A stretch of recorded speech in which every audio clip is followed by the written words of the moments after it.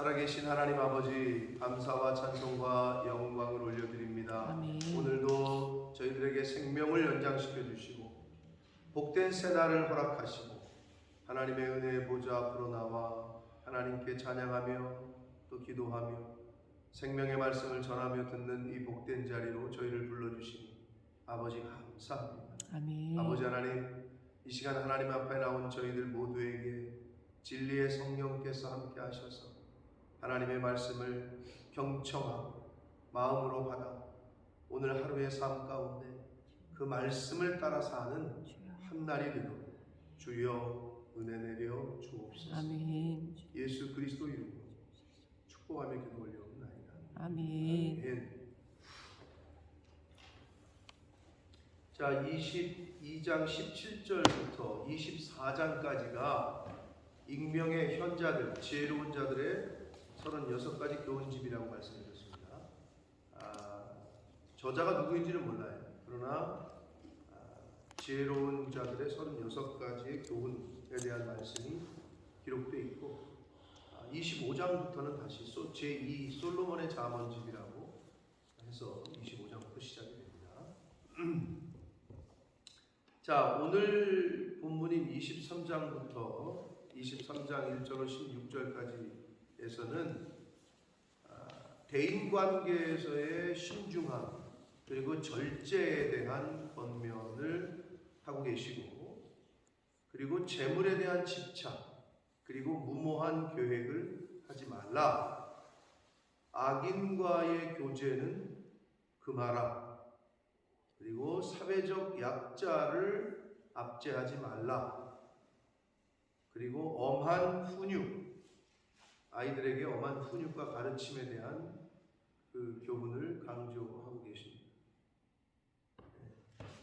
이런 정도의 주제가 나오고 있는데 한 절씩 보시면서 함께 보도록 하겠습니다. 23장 1절입니다. 내가 관원과 함께 음식을 먹게 되거든. 여기서 관원은 주권자, 지배자, NIV 영어 성경에는 룰러라고 기록이 되어 있어요. 번역을 했어요. 군주 이렇게 번역할 수 있는데 오늘날로 말하면 한마디로 권력 있는 자, 뭔가 힘 있는 자, 이런 사람들, 권력 조금 뭔가 갖고 있는 사람들과 함께 음식을 먹게 된다. 한마디로 밥을 같이 먹는다. 그러면 삼가 조심해서 내 앞에 있는 자가 누구인지를 생각하라는 거예요. 그러니까 허영이나 육신의 욕구에 취하지 말고 냉철하게 신중하게 생각하라는 거예요. 야, 내가 이런 사람과 밥 먹는 사람이야. 이렇게 그냥 마음의 허영심과 또 어떤 욕심에 이끌려가지고 휘말리지 말고 냉철하게 신중하게 생각하라. 내가 만일 음식을 탐하는 자이거든 내 목에 칼을 둬라. 굉장히 참 무서운 표현인데, 식탐이 있는 자면 목에 칼을 두래요. 절제하지 못하면 죽는다는 의미가 있고,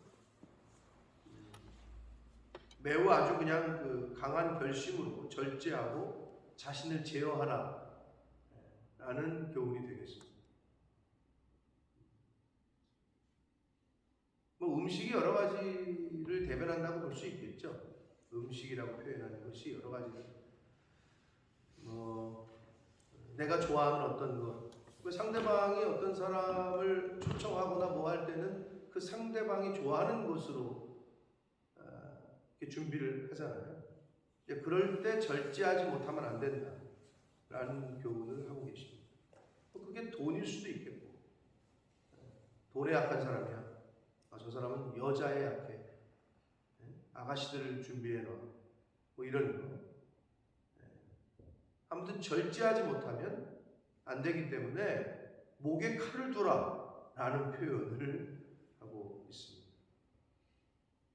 그의 맛있는 음식을 탐하지 말라. 그것은 속이는 음식이다. 이게 무슨 의미일까요? 속이는 음식. 이거는 이렇게 생각하시면 됩니다. 그러니까 속인다는 표현은 좀 그렇긴 한데, 시험해보는 음식. 예를 들면 우리가 옛날에, 오늘날도 그렇긴 합니다만은, 사위 될 사람을 첫 번째 집으로 초대했다. 첫 번째 식사 자리다. 그 옛날 오늘날도 그런지 모르겠는데 뭐 그럴 거예요 아마 세상 사람들은. 야, 사위 될 사람은 같이 술을 한번 먹어봐야 돼. 술을 먹여봐야 돼. 뭐 이런 말 하잖아요. 그 집으로 초대해가지고 자꾸 뭐 이렇게 술을 먹이려고 권하고 막, 그럼 이제 거기서 버릇이 나온다는 거지. 뭐 옛날 어르신들이 그랬다고. 그 며느리 될 사람도 불러서 이렇게 보면 이렇게 그게 시험하는 자리지. 밥을 먹으러 오라 그러는데 계속 어떻게 행동하나, 어떻게 말하나, 이런 거 자세는 어떤가 이런 걸 보는 거잖아요.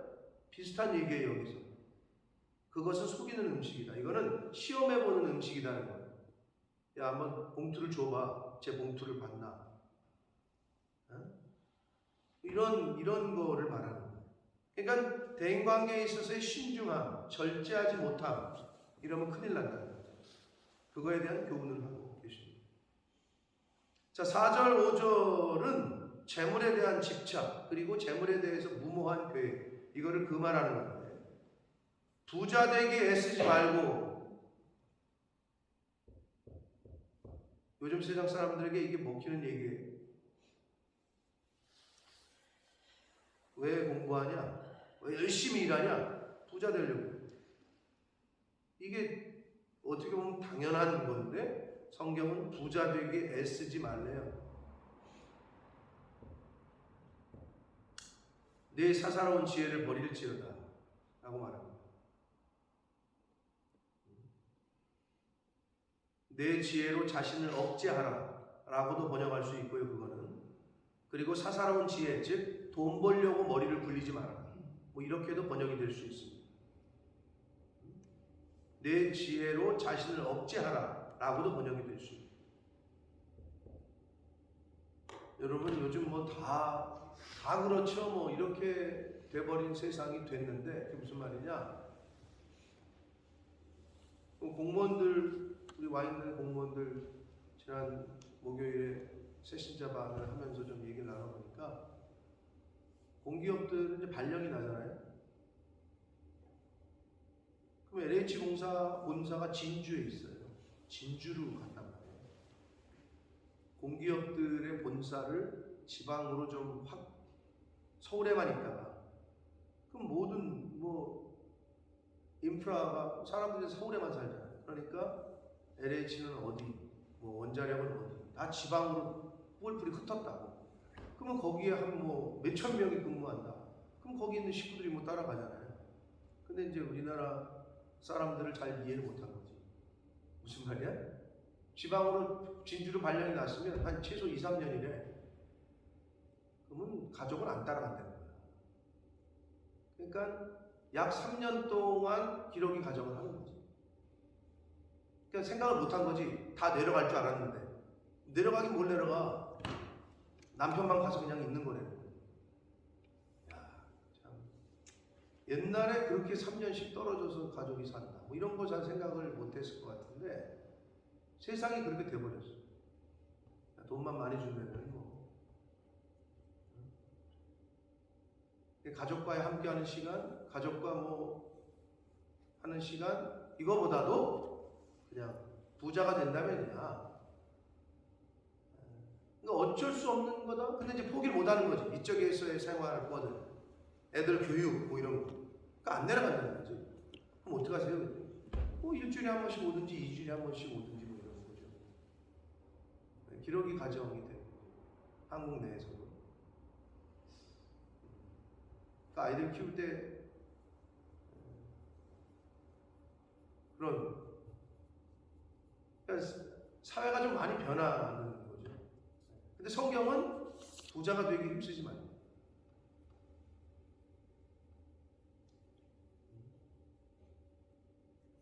사사로운 지혜, 네가 네 지혜로 부자가 되려고 머리 굴리지 말라는 교훈이거든요. 왜 그래요? 어떤 의미가 있어요? 재물은 뒤에 이제 나오는데 왜 허무한 것에 주목하냐? 허무하다라고 표현을 해요. 재물은 스스로 날개를 내어 하늘을 나는 독수리처럼 날아간다. 참 비유가.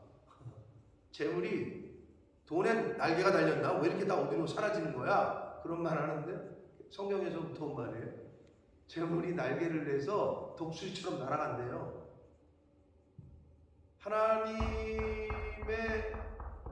안에 있다는 거지. 자, 22장 4절 겸손과 여호와를 경외함이 그거의 보응이 재물과 영광과 생명이라고 했는데, 그러니까 하나님 부자 되는 것은 하나님이 이렇게 재물을 모아 주셔야, 그리고 모은 재물을 하나님이 지켜 주셔야 지켜지지 다 날아간다는 거예요. 독수리처럼. 그러니까 재물이 아니라 하나님을 의지하라는 것을 더 강하게 표현하고 있는 거죠. 이런 비유를 통해서. 근데 우리는 영적인 부자가 아니라 하나님과의 친밀함을 더 가까이 하려고 애쓰고 힘쓰는 게 아니라 세상에서, 이 땅에서의 부자가 되기를 원하죠. 근데 맞아요. 부자가 돼야 돼요. 사업에 성공해야 돼요. 왜? 그래야 선교할 수 있거든. 그래야 가난한 사람들 도와줄 수 있거든. 근데 그러려고 부자가 되려고 하느냐 이거지. 그 목적은 분명히 해야 된다. 그러니까 하나님께서는 그걸 아시고 이 사람에게는 돈을 밀어줘도 되겠다, 얘한테는 맡겨도 되겠다, 이거를 판단하시는 거예요.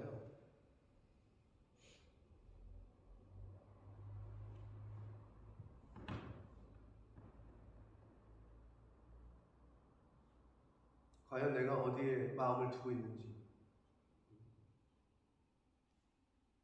하나님 앞에서 바로 되면 우리가 힘들게 머리 막 굴려가지고 어떻게 이렇게 하면 돈을 벌까 저렇게 하면 돈을 벌까 그러지 않아도 하나님께서 사람도 붙이시고 재물도 붙이십니다. 아멘. 아멘. 아멘. 그걸 믿으십니까? 안 믿으세요? 믿으십니까? 하는데 아무 대답들 안 하시네요. 대답을 하셨는데 안 들리는 건가? 그게 믿어져야 되는데.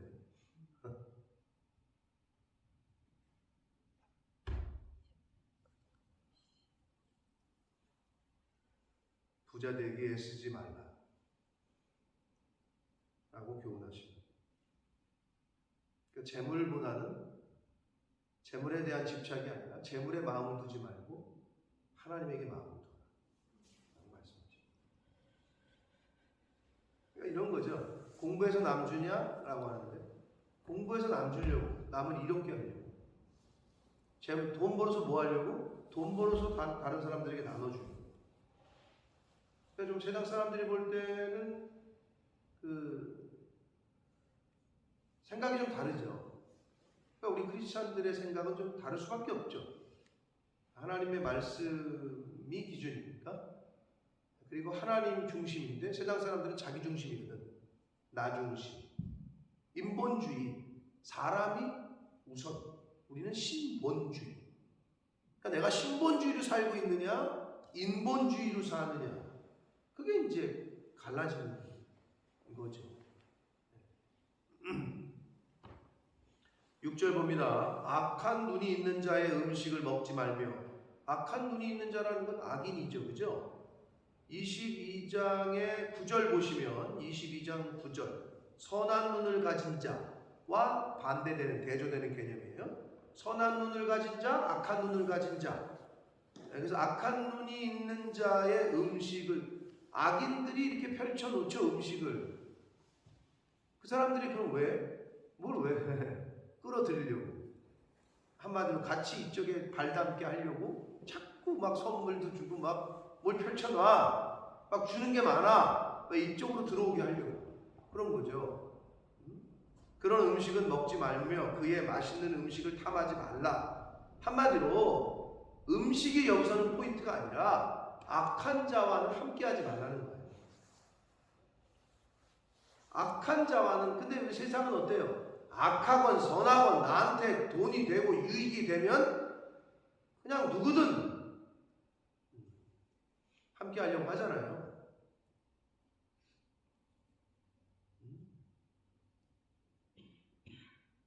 지금 대통령 선거가 우리나라 얼마 남지 않았는데 뭐 별의별 얘기가 다 나와요. 신천지 이만희를 구속하지 않고 수색영장을 압수수색을 하지 않은 게 뭐, 그 당시 검찰총장 윤석열 검찰총장이 그거를 하지 않은 이유가 뭐, 어느 도사가 신천지 이만희는 영매기 때문에 건들면 안 된다 그래가지고 뭐 수색영장 발부를 안 했다, 아니다, 뭐 지금 뭐 별의별 대선 토론 이런 거 보시는지 모르겠네.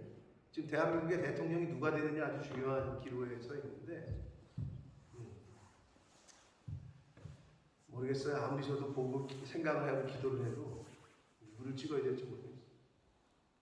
그놈이나 그놈 같다라고 여겨지는데 그럼에도 불구하고 찍어야 된다면 심상정 씨를 찍을까 지금 저는 개인적으로는 이렇게 생각을 하고는 있는데 별의별 얘기가 많이 나옵니다. 근데 신천지 이단이건 사입이건 나한테 도움만 된다면 다 웰컴이다. 나에게 도움이 되는 자 내 편, 나에게 도움이 안 되는 자는 내 편이 아니고 이게 세상의 기준이라는 거죠.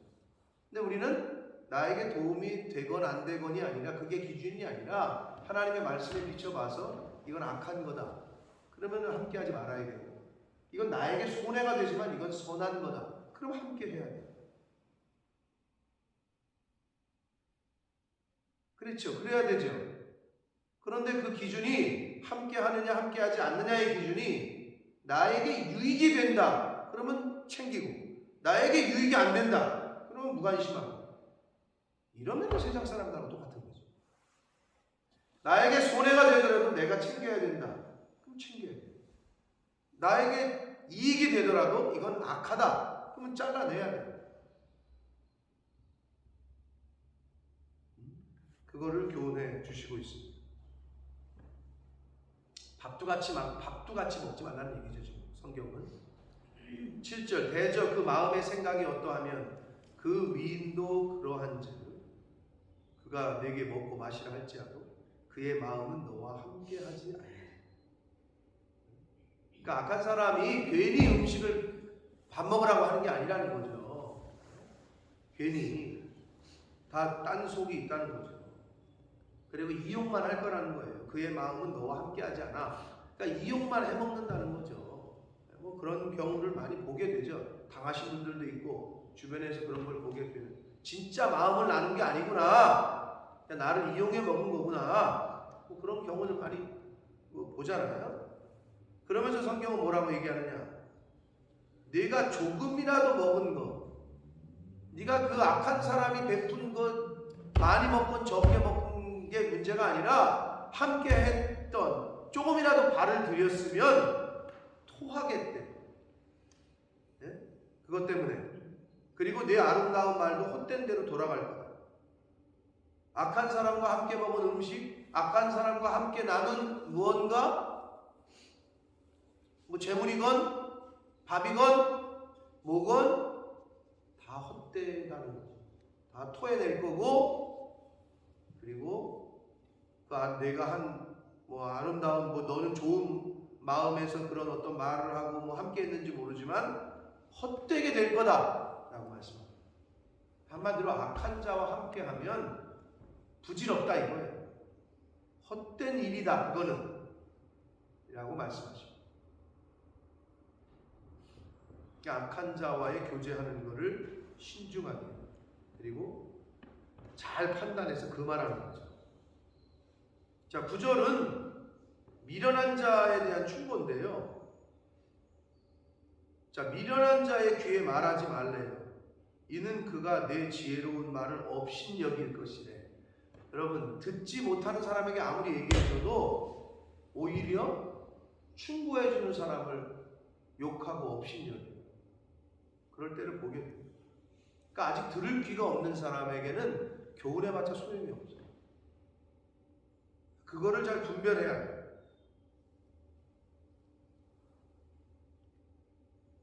그러니까 말씀을 전하는데 하나님의 말씀을 전하고 충고를 해주는데 권면하는데 오히려 조롱한다. 적당한 선을 긋는 것도 지혜다라고 말씀합니다. 그러니까 미련한 자에게는 충고하지 말라잖아요. 징계하지 말고 오히려 덤벼든다고. 그러니까 이거를 구별하는 게 굉장히 어려워요. 아직 들을 귀가 준비가 안 된 것 같은데 이거를 얘기를 해야 되나 말아야 되나. 그러니까 선생님도 그렇고 가르치는 사람 입장에서는 얘기를 해줬는데 이거를 빨리 그대로 스펀지처럼 빨아들이는, 그리고 이해하고 순종하는 사람이 있고, 이야기를 해주면 오히려 큰 소리를 치는 사람이 있고,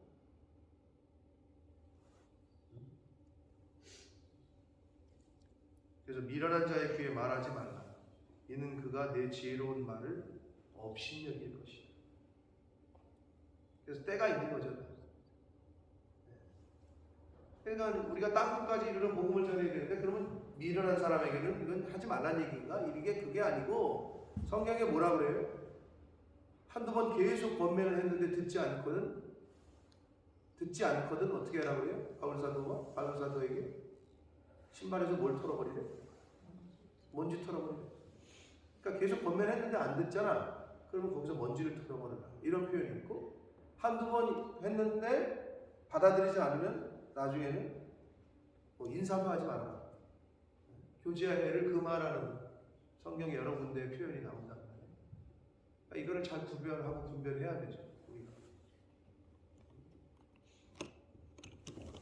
그러니까 지혜로운 자, 그러니까 어리석은 자에 대한 충고예요. 어리석은 자가 되지 말고 하나님이 권면하시고 성령이 내 안에서 말씀하시면 아멘하고 순종하라는 거죠. 어리석은 자 되지 말고, 미련한 자 되지 말고. 자, 10절 말씀은 어제 우리가 살펴본 그 말씀 중에 그 22장 28절, 내 선조가 세운 옛 지계석을 옮기지 말라라고 어제 말씀에 있었는데, 오늘 그 말씀 다시 한번 계속 반복이 됩니다. 옛 지계석을 옮기지 말라. 지계석 얘기가 어제도 있었어요. 그 땅의 어떤 오늘날로 말하면 토지대장 같은 역할을 하던, 경계를 표시하는 그런 건데, 하나님이 세우신 질서가 있다는 거죠. 지계석처럼 하나님이 이렇게 세워놓으신 사회에 그 법이 있다는 거죠.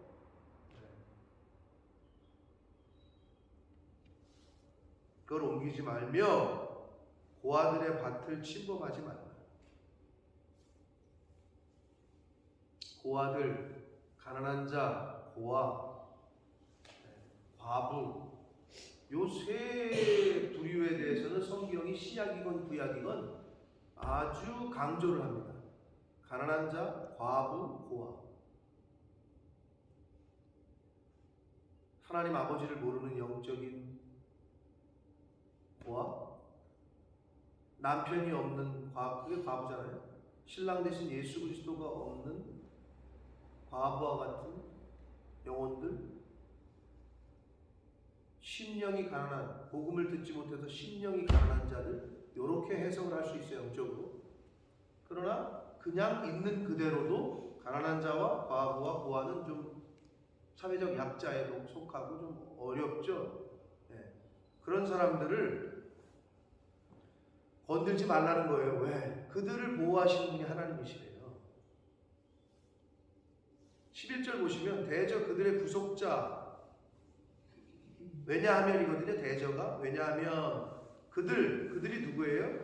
고아들, 가난한 자들, 사회적 약자들, 구속자는 강하신. 근데 여기서 이 구속자라는 말이 번역을 구속자라고 했는데 그 히브리어로 꼬엘이라는 말이거든요. 꼬엘.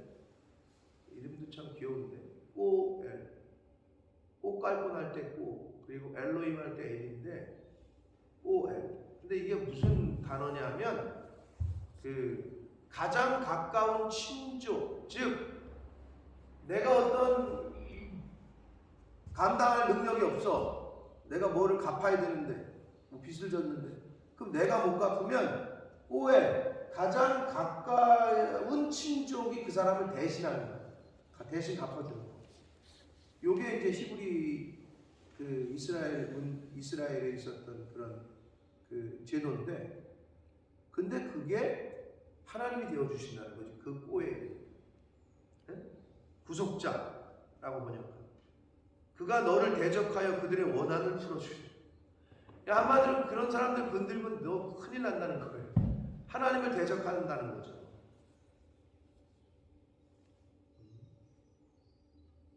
사회적 약자에 대한 압제를 금지하는 내용의 말씀이었습니다.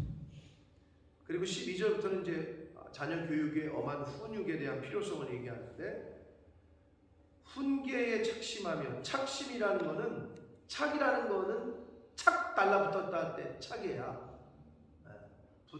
달라붙을 착. 그리고 심, 마음에 붙는다는 걸 말하는 거예요.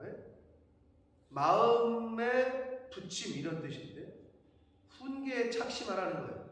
그러니까 자녀 교육하고 가르치는데 마음을 두라는 거고, 지식의 말씀에 귀를 기울여서 아이를 훈계하라는 거예요. 훈계에 마음이 떠나 있고 애가 어떻게 돼버리고 가정 애가 교육 관심도 없고 하나님의 말씀에 어떻게 가르치라는 것도 관심도 없고 아이 훈계하는 건 관심이 없는 사람이 되지 말고 아이를 훈계하지 아니하려고 하지 말라. 훈계하라는 얘기지. 어떻게? 채찍으로 그를 때릴지라도 그가 죽지 아니할 거야. 때로는 엄하게 회초리를 들어야 될 때가 있다는 거죠. 엄한 훈육에 대한 교육의 필요성을 말씀을 하십니다. 네가 그를 채찍으로 때리면 그의 영혼을 수월에서 구원할 거다. 지옥에서 구원할 거다. 악한 데서부터 구원할 거다라고 말씀하고 있는 거예요. 자, 근데 여기서 채찍이 중요한 그것도 중요하지만 12절 하나님이 가르치라고 한 대로 훈계의 마음을 두고 지식의 말씀에 귀를 기울이라. 하나님의 말씀대로, 즉 주의 교양과 훈계로, 그런 말이죠. 하나님의 말씀대로 자녀를 가르치고 훈계하라는 거죠.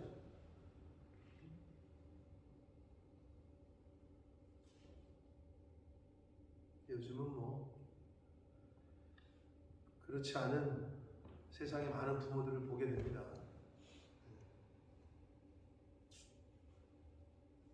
그러나 우리 믿는 하나님의 사람들은 자녀는 하나님의 기업이라고 했잖아요. 하나님이 주신 하나님의 기업이래요. 이게 얼마나 큰 책임감이에요. 하나님의 기업은 우리가 지금 기업은 어떻게 해요? 성장시켜야죠. 기업을 망하게 하냐, 부도나게 할 거냐. 자녀 교육이 부도난다. 아니 기업도 부도나면은 진짜 땅치고 망하고 어려움을 겪는데 자녀 교육에 있어서 부도를 냈다. 그럼 이제 우리가 흔히 TV에서 보는 말 같지도 않은 이제 일들을 겪는 거죠. 자식이 부모를 업신여기고 때로는 부모를 때리고 나가지고 행패 부리고 술 먹고 와서 행패 부리고 이런 게 이제 굳이 표현하면 부도 나는 거죠. 하나님의 기업인데 부도를 내는 거죠.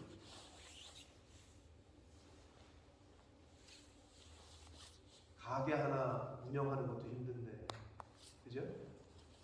자식을 낳아서 이거를 하나님의 기업을 참 부도 안 나게 잘 키우고 성장시키는 게. 그래서 농사에 비유하잖아요. 그러니까 우리 옛날 어르신들은 성경은 몰라도 지혜는 있었던 거죠. 그래서 영국도 그런 표현이 있나는 모르겠어요, 제가. 근데 한국은 자식 농사라는 표현을 쓰잖아요. 그게 바로 하나님의 기업이라는 그것과 맥을 같이 하는 거예요. 성경을 몰라서 그랬지 어르신들은 옛날 우리 선조들은 그걸 알았던 거죠. 자식을 농사에 비유를 했다. 1년 농사 망치면 어떻게 해요? 그러면 배 곪는 거 아니에요? 빚 못 갚는 거 아니에요? 그러면 자식 농사를 망치면 그걸 농사에 비유를 했다. 참 지극히 성경적이다. 이렇게 보여져요. 그 표현이. 왜? 자녀는 하나님이 주신 기업이다. 하나님의 기업이다. 라고 말씀하셨습니다. 그래서 우리가 이거를 잘해야 되는 청지기로서의 사명이 있는 거죠. 15절 내 아들아 만일 네 마음이 지혜로우면 나 곧 내 마음이 즐겁겠고 만일 내 입술이 정직을 말하면 내 속이 유쾌하리라. 이건 부모된 여러분 부모로서 자식이 지혜로운 면이 여러 가지가 있습니다만 공부 잘하면 부모가 기쁘지. 네? 물론 빵점 맞아와도 기쁘겠지만 하여튼 지혜롭게 행동하고 공부도 열심히 하고 그러면 부모에게 기쁨이 되죠. 그리고 자식이 입만 열면 거짓말해. 그래도 나는 너는 어떻게 거짓말도 그렇게 똑똑하게 잘하냐, 뭐 이런 부모가 어디 있어? 근데 정직해 애가. 우리 애는 진실돼요, 정직해. 이게 부모에게 기쁨이잖아요.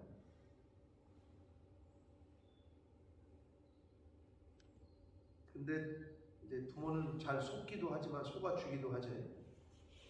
그리고 우리가 착각하는 게 있어. 내 자식은 절대 안 그럴 거다 라는 착각을 해. 근데 말 그대로 그건 착각입니다. 모든 인간의 마음 이 속에는 이 죄성이 있기 때문에 그게 잘 드러나지 않을 뿐이지, 언제 어느 순간에 드러날 때가 있다. 그래서 자식 자랑하는 거 팔부추이라고 하고 하지 말아야 할 것 중에 하나라고 하는데, 자, 자식이 지혜롭고 정직하면 기쁘고 유쾌하다라고 말씀해요. 그럼 이게 여기서 1인칭 나가 누구겠어요? 저와 여러분일 수도 있지만 하나님 아버지시다. 하나님 아버지께서는 저와 여러분이 어떻게 지혜로우고 하나님의 지혜를 가까이 하고 또 이 하늘나라의 그 지혜를 소유하면 아버지가 기쁘시겠대. 그리고 어떻게 입술이 입만 열면 정직을 말하고, 정직을 말한다는 건 속에 정직이 있다는 거지. 성령을, 하나님의 영인 성령을 성경에서 뭐로 어떻게 표현해요? 여러 가지가 있죠. 정직한 영을 새롭게 하소서. 정직한 영이라고 표현해, 성령을. 또 뭐라고 표현해? 또 뭐가 있어요? 진리의 영이라고 표현하잖아요. 또 뭐라고 표현해? 이제 기억나는 거 없어요? 뭐? 말 안 했어요? 입을 가리고 있으니까 입을 말을 언급하는지 아닌지 알 수가 없네. 두 가지밖에 생각이 안 나요? 회개의 영이라고 표현하죠. 회개의 영을 부어주사. 성경에 그렇게 나오잖아요. 자, 그래서 내가 잘못했습니다. 이거는 성령이 있는 사람이에요. 내가 뭘 잘못했다 그래. 이거는 성령이 없는 사람이에요. 딱 구별이 딱 돼요. 거짓말하는 거, 이건 성령이 없는 거예요. 그거는 악한 영이에요. 왜? 거짓의 아비는 마귀라고 했기 때문에. 구별이 딱 돼요. 진리가 아니라 자꾸 거짓, 정직이 아니라 거짓. 이거는 마귀고, 정직하고 진실을 말하고, 그리고 회개하고 자신의 잘못을 먼저 말하고 토해내고, 이거는 성령이 임한 사람이에요. 근데 자꾸 합리화하려고 하고 자기를 자꾸 디펜스 하려고 하고, 좋은 의미에서 합리화하지, 그거는 거짓의 영에 사로잡혀 있는 거예요. 회개보다는 큰 소리를 내요. 모 묻은 개가 모 묻은 개를, 눈에 들보는, 자기 눈에 들보는 못 보고 남의 티끌은 잘 보듯이, 딱 그런 표현이지. 그건 이제 성령이 없는 사람들. 그러나 이 속에 성령이 있는 사람은 진리를 말하고 정직을 말하고 회개하고, 요게 차이라는 거예요. 그러니까 내 속에 뭐가 들었는지를 여러분이 잘 들여다보시라. 내 안에. 자, 그래서 하나님은 지혜, 하나님의 지혜, 그리고 정직한 영, 정직을 말하면 즐겁고 유쾌할 거다, 그 말씀을 하십니다.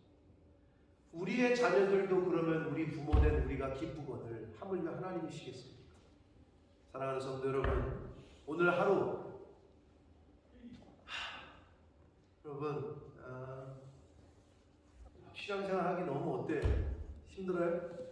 야, 이거 죄자만 숙제하기 힘들어요? 하루에만 집중하시라. 오늘 하루 내가 큐티를 한다. 오늘 하루 말씀을 읽는다. 오늘 하루 내가 기도한다. 오늘 하루에 내가 내 자식과 내 가정과 우리 교회와 그 사람, 내가 기도하고 있는 그 사람을 위해서 기도하지 않으면 나는 더 이상 기도할 수 없을지도 모른다는 생각을 늘 하시라고. 그냥 하루에 충실하시라. 하루에만. 이거를 1년 동안 어떻게 하지? 이걸 평생 어떻게 하지? 그러면 힘들어. 그냥 하루에 충실하시라.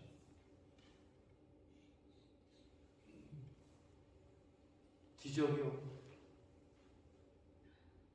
남편을 알아보고 자식 새끼 알아보고 먹을 수 있고 움직일 수 있고. 이제 제가 월요일날 출국하잖아요, 여러분.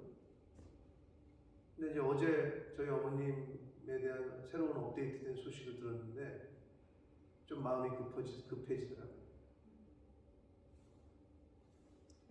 하루가 다르게 조금 달라지시는데 어제는 좀 충격적인 얘기를 들었어요. 하나밖에 없는 딸이 양은정인데 은정이가 누구요? 이러시더라고요. 딸 이름을 잊어버린 거예요. 은정이가 누구요? 그래서 이제 큰형님이 내려오셔가지고 저희 큰형님네 형수하고 병원을 모시고 갔더니 일단 병원에서 진단은 중증 치매다. 이렇게 벌써 진단이 나. 중증도 치매. 중증도 치매다. 그럼 상당히 심각한 거거든요. 저도 그 전까지는 그냥 뭐 점심을 먹고 왔는데 자기가 점심을 뭘 먹었는지 몰라. 1시간 전에 뭘. 그럼 이제 그것도 약간 좀 충격이었는데 은정이가 누구요? 라는 말에 내가 갔을 때 누구시오? 이럴까봐 지금 걱정이에요. 여러분 지금 남편이 누군지 아시죠? 자식 새끼들 이름 다 기억하시죠? 그게 그냥 되는 게 아니라 은혜예요. 아멘. 머릿속에 우리 어머님 머릿속에 지금 지우개가 다 지워가고 있어요. 기억도. 내 머릿속에 지우개라는 영화가 있었지 옛날에. 머릿속에 지우개가 있어. 그래서 기억을 계속 지워버리는 거예요. 그러니까 남편도 못 알아보고 새끼도 못 알아보고 그걸 어떻게 막을 수가 없는 거예요. 근데 나는 괜찮을 거다? 아무도 모르지. 요즘 여러분 세상이 여러 가지 때문에 그렇겠는데 젊은 애들, 젊은 사람들 치매가 또 유행이 되잖아요. 젊은 사람. 나이만 먹었다고 치매가 아니라 젊은 사람들까지도 치매가 생긴대잖아요. 무슨 20대 애가 난소암에 걸리고 자궁암에 걸리고 유방암에 걸리고 옛날엔 잘 그런 거 있었지 않았다고. 근데 세상이 여러 가지가 발전이라는 이름으로 여러 가지가 발전이 되면서 이상한 것들이 많이 우리가 만들어낸 거지 다.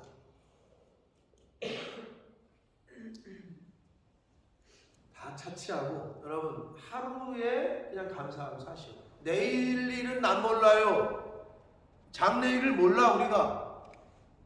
하나님이 하루를 생명을 연장시켜 주셨고 하루를 주셨으면 그 하루에 최선을 다하시고 일할 수 있게 하셨으면 최선을 다 일하시고 내일 못할 수도 있어. 밥하는 거 힘들죠. 맨날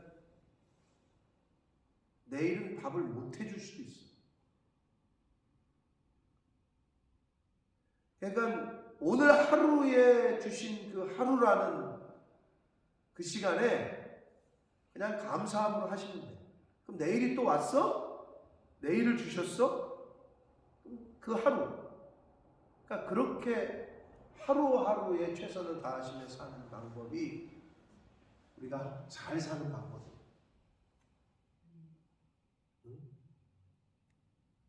그날 주신 말씀을 그냥 그날 주신 말씀으로 받아서 그날 이루어 가려고 힘쓰고 애쓰셔라. 아멘. 네.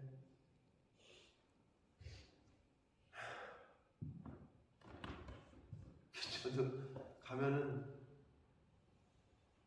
그런 얘기를 들으니까 야 이게 뭐 남의 얘기나 그런 인 줄 알았더니 우리 어머니에게도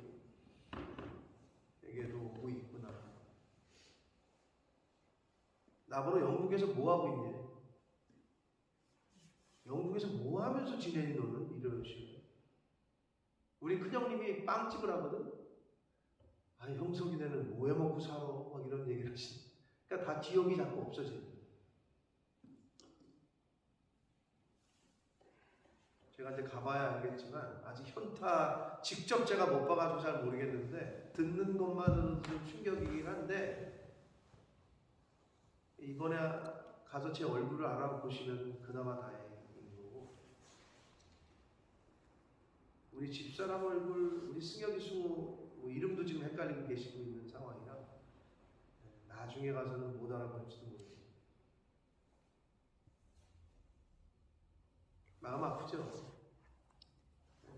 치매 있으신 분들 어머니나 할머니 중에 경험해 보신 분 알겠지만 아유 뭐 아줌마는 누구세요? 뭐 이러면 참 마음 아프죠. 어디서 오셨어? 이러면 이제 마음 아픈 건데 어떡하겠어요, 그죠? 그냥 하루하루에 모든 거에 감사할 것뿐이 없음을 다시 한번 느끼게 됩니다. 여러분 범사에 감사합시다. 아멘. 오늘 생명을 주시고 하루를 주시고 일할 수 있게 하시고 먹을 수 있게 하시고 자식들과 남편과 아내의 이름을 기억하고 내 세포 중에 어디가 뭐가 하나 잘못돼도 뭐 기억력도 그렇고 못 움직이는 거 아니에요? 그러니까 여러분 우리가 그냥 신비야. 인체의 신비라고 얘기하잖아요. 그냥 사람이 신비야. 왜? 신비로우신 하나님의 모양과 형상을 따라 지음을 받았기 때문에 우리가 신비한 존재야. 그러니까 우리가 기적이야. 신비한 존재지. 하나님이 신비하시니까. 자, 우리가 뭐 언제 떠날지 모르지만 이 세상은 곧 떠납니다. 누구든. 이 세상을 죽지 않는 사람은 아무도 없어요. 그러나 우리에게는 죽음 이후에 대한 소망이 있기 때문에 그 죽음을 두려워하지 않는 거죠. 그게 성경의 가르침 아닙니까? 여러분, 이 세상에 사는 동안 정말 하나님이 가르쳐 주신 대로 다 할 수는 없지만 하나라도, 두 개라도 하나님 기쁘시게 해드리는 일을 하다가 하나님 앞에 서는 저와 여러분 되시길 예수 그리스도 이름으로 축복합니다. 아멘. 살아계신 하나님 아버지 감사합니다. 오늘도 저희들의 생명을 연장시켜 주시고 새날 주시고 하나님의 집으로 이 은혜의 보좌 앞으로 저희들을 옮겨주셔서 발걸음으로 옮겨주셔서 진리의 말씀, 생명의 말씀, 영생의 말씀을 이렇게 대하게 하시니 감사합니다. 아멘. 아버지 하루하루가 하나님의 축복이요 하나님의 선물이요 하루하루를 살아가는 것 가족들을 위해서 일을 하고 밥을 해주고 가족을 위해서 자식을 위해서 또 일을 하고 아버지 이 모든 것이 하나님의 은혜임을 고백합니다. 아멘. 아버지 오늘 하루라는 시간을 주셨으니 주여.